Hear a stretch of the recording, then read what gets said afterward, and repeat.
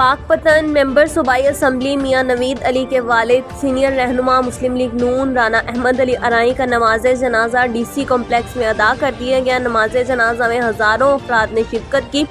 سابق صوبائی وزیر میاں عطا محمد مانیکا، سابق MNA سردار منصب علی ڈوگر، سابق تحصیل ناظم نوید طارق، پاکستان پیپلز پارٹی کے ضلعی صدر رحیم یار خان،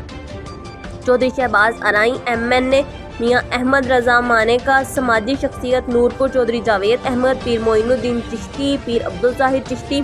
دیوان Usman Farid Chishti, deputy commissioner Ahmed Sohail Kaifi, DPO Naseeb Ullah Khan, SP Mian Mumtaz Hayat Maneka, SP investigation Akram Khan Niazi, AC Sharjeel Shahid Gujjar, سابق administrator market committee MD Butt, chairman Jashn Farid Mian Ali Imran Hotiana, صدر district press club Syed Hassan Abbas Bukhari, صدر press club Malik Muhammad Ali, chairman district press club Chaudhry Abdul Qayyum Qaumi, سابق چیئرمین بلدیہ ٹاؤن ظفر اقبال، صدر غلہ منڈی راؤ رفاقت علی، سابق وائس چیئرمین بلدیہ چودھری اسرار احمد، چودھری سبطین اکرم، CEO پاک بحریہ،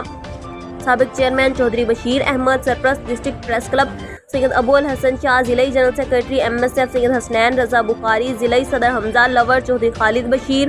ضلعی general secretary Muslim League Noon Jamil Faridi, vice chairman district press club Pirzada Muhammad Zaman, Muslim لیگی رہنما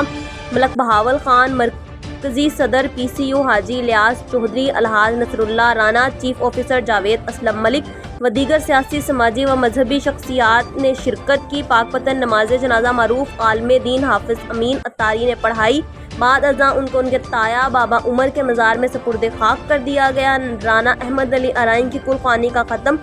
بروز اتوار 9 بجے عمر مارکی میں شروع ہوگا اور 10 بجے دعا ہوگی۔